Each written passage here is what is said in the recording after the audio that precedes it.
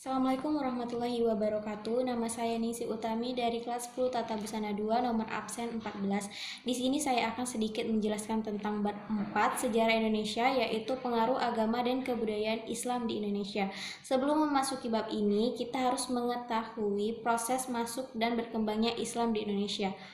Yang pertama, kita akan mempelajari sekilas tentang agama Islam. Agama Islam lahir di Mekah, Arab Saudi. Agama ini diyakini sebagai agama yang diwahyukan oleh Allah Subhanahu wa taala kepada umat manusia melalui utusannya, yaitu Nabi Muhammad SAW. Beliau lahir pada tahun 570 Masehi. Sejak umur 7 tahun beliau telah menjadi yatim piatu dan diasuh oleh kakeknya, yaitu Abdul Muthalib, dan selanjutnya oleh pamannya Abu Thalib. Sejak usia 12 tahun, beliau sering mengikuti dan membantu pamannya berdagang. Selanjutnya, pada usia 25 tahun, beliau menikahi Khadijah. Pada bulan Ramadan tahun 610 Masehi, saat berusia 40 tahun, Muhammad didatangi oleh malaikat Jibril di sebuah gua yang disebut Gua Hira. Malaikat Jibril menyerukan kata Iqra yang artinya bacalah. Terjadilah dialog panjang antara Muhammad dan malaikat Jibril. Melalui dialog inilah Muhammad diangkat menjadi Rasul Allah, dan dari situlah dimulailah proses turunnya Al-Quran, kitab suci agama Islam. Khadijah dan sahabat Nabi seperti Abu Bakar, Ali bin Abi Thalib, dan Zaid bin Haritsah tercatat sebagai pemeluk Islam pertama sekali. Dan sekitar tahun 613 Masehi, Nabi Muhammad menyebarkan agama Islam secara lebih terbuka. Tantangan terbesar datang dari suku Quraisy dan penduduk Mekah, sebab ajaran Nabi Muhammad dianggap menghancurkan agama asli, yaitu Watsani, serta kekuasaan mereka atas Ka'bah. Setelah sekitar 13 tahun menyebarkan Islam di Mekah, Nabi Muhammad bersama pengikutnya memutuskan untuk hijrah ke Yasrib yang kelak bernama Madinah. Peristiwa yang dikenal dengan nama hijrah ini kemudian digunakan sebagai awal penanggalan Islam. Dan yang kita akan pelajari yang kedua, teori-teori tentang masuknya agama Islam di Nusantara. Sebelum itu ada 3 teori mengenai proses masuknya agama Islam ke Nusantara, yaitu sebagai berikut. Yang pertama itu teori Gujarat. Menurut teori ini, yang kedua, teori-teori tentang masuknya agama Islam di Nusantara. Sebelum itu ada 3 teori mengenai proses masuknya agama Islam ke Nusantara, yaitu sebagai berikut. Yang pertama itu teori Gujarat. Menurut teori ini yang didukung oleh Snouk Hargoj, W.F. Sufterhim, dan B.H.M.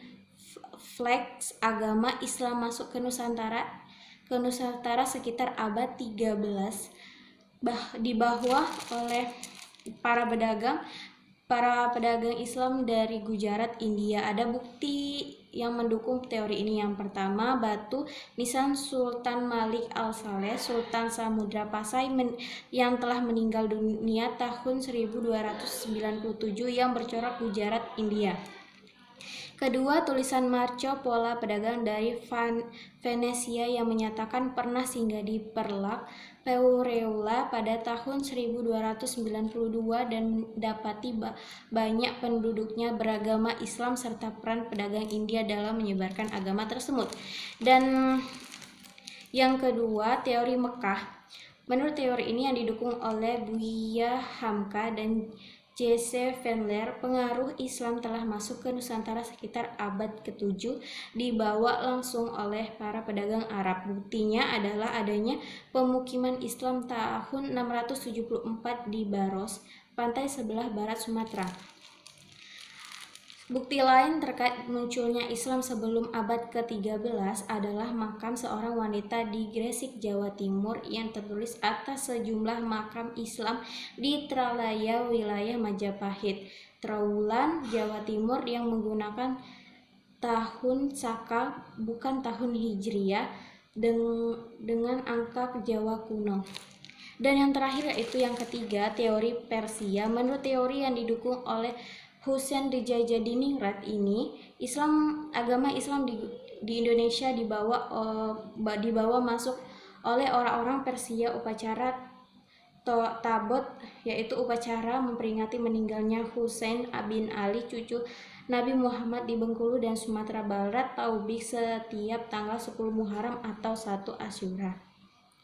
Selain itu, ada kesamaan antara ajaran Sufi yang dianut Syekh Siti Jenar dan Sufi Iran beraliran Al-Halaj. Dan selanjutnya kita akan mempelajari jalur-jalur penyebaran Islam di Indonesia. Proses masuk dan berkembangnya agama dan kebudayaan Islam ke Nusantara pada Al-Halaj. Dan selanjutnya kita akan mempelajari jalur-jalur penyebaran Islam di Indonesia. Proses masuk dan berkembangnya agama dan kebudayaan Islam ke Nusantara pada umumnya berjalan dengan damai. Oleh karena itu, Islam mendapat sebutan yang baik dari masyarakat, baik kalangan raja, bangsawan maupun rakyat biasa. Hal tersebut didukung faktor-faktor berikut. Yang pertama, syarat memeluk Islam sangat mudah, cukup dengan mengucapkan kalimat syahadat, yaitu asyhadu alla ilaha illallah wa asyhadu anna muhammadar rasulullah. Yang kedua, tata cara peribadaan Islam sederhana, tidak perlu persiapan yang rumit. Dan yang ketiga, Islam tidak mengenal pelampiasan sosial seperti hal agama Hindu dengan sistem kastanya.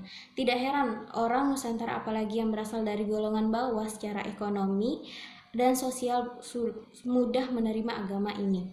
Penyebaran Islam yang berlangsung damai itu dapat terlihat pada cara-cara penyebarannya, yaitu melalui saluran perdagangan, perkawinan, pendidikan, ajaran tasawuf, dakwah, dan kesenian. Pedagang, mublik, wali, ahli tawafuf, guru agama, dan haji berperan penting dalam proses tersebut.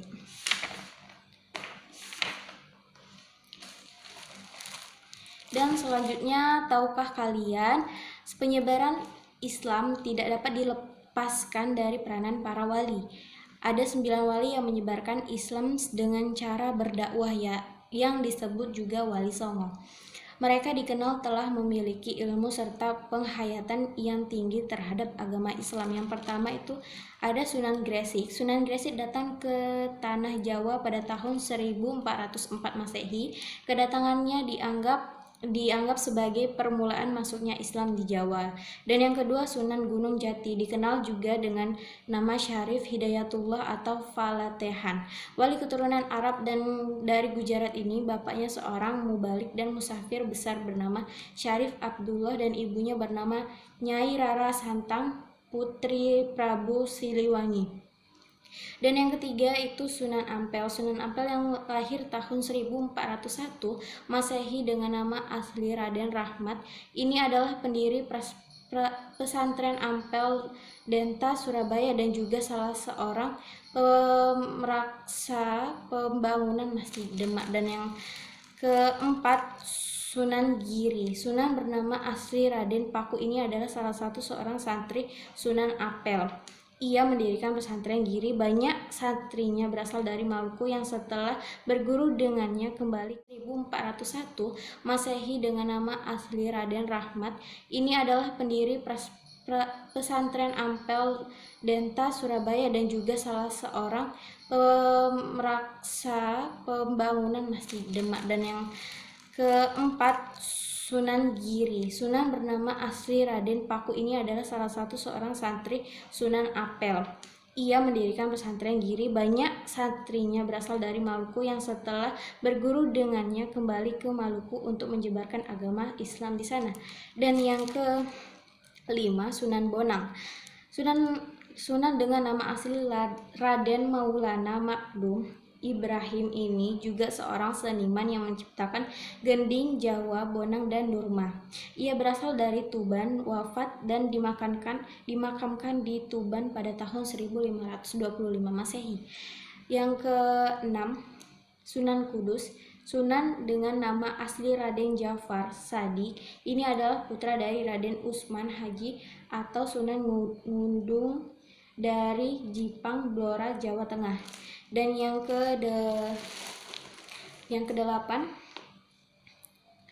ketujuh, Sunan Kalijaga. Sunan dengan nama asli Raden Said ini awalnya seorang Tumenggung Majapahit yang masuk Islam karena pengaruh Sunan Bonang.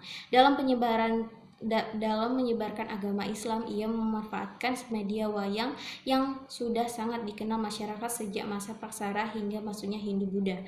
Dan yang ke-8, Sunan Muria. Sunan dengan nama asli Raden Umar Said ini adalah putra dari Sunan Kalijaga. Ia tinggal di kaki Gunung Muria, Jawa Tengah. Dan yang terakhir, yang ke-9, Sunan Derajat.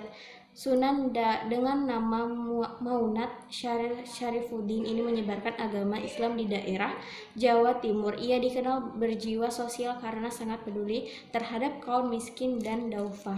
Ia menciptakan gending Jawa Pangkur.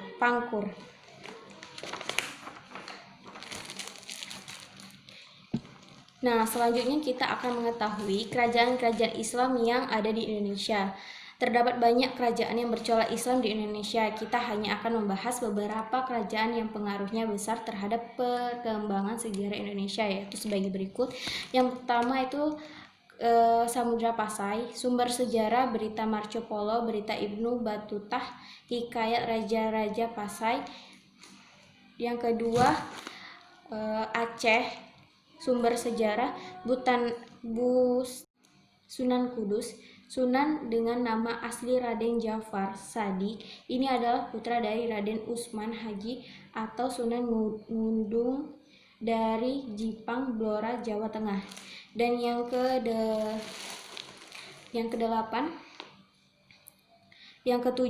Sunan Kalijaga. Sunan dengan nama asli Raden Said ini awalnya seorang Tumenggung Majapahit yang masuk Islam karena pengaruh Sunan Bonang. Dalam menyebarkan agama Islam, ia memanfaatkan media wayang yang sudah sangat dikenal masyarakat sejak masa Praksara hingga masuknya Hindu-Buddha. Dan yang ke-8, Sunan Muria. Sunan dengan nama asli Raden Umar Said ini adalah putra dari Sunan Kalijaga. Ia tinggal di kaki Gunung Muria, Jawa Tengah. Dan yang terakhir, yang ke-9, Sunan Derajat. Sunan dengan nama Maunat Syarifuddin ini menyebarkan agama Islam di daerah Jawa Timur. Ia dikenal berjiwa sosial karena sangat peduli terhadap kaum miskin dan duafa. Ia menciptakan gending Jawa Pangkur.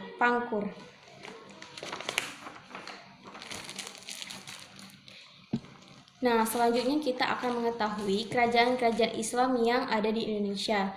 Terdapat banyak kerajaan yang bercorak Islam di Indonesia. Kita hanya akan membahas beberapa kerajaan yang pengaruhnya besar terhadap perkembangan sejarah Indonesia, yaitu sebagai berikut. Yang pertama itu Samudra Pasai. Sumber sejarah Berita Marco Polo, Berita Ibnu Batutah, Hikayat Raja-Raja Pasai. Yang kedua Aceh. Sumber sejarah Bustanusalati. Sumber VOC dan Hindia Belanda. Yang ketiga Kerajaan Demak. Sumber sejarah Babat, Tanah Jawi, dan Serat Kanda. Dan yang keempat Kerajaan Pajang. Sumber sejarah Babat, Tanah Jawi, dan Serat Kanda. Yang kelima Kerajaan Mataram. Babat, Tanah Jawi, Serat Kanda, Serat Centini. Dan yang terakhir Kerajaan Banten. Sumber sejarah Cerita Parahyangan, Toma, Pires, Berita Tiongkok. Nah, demikian sedikit pembahasan dari saya dari bab 4 ini. Terima kasih. Wassalamualaikum warahmatullahi wabarakatuh.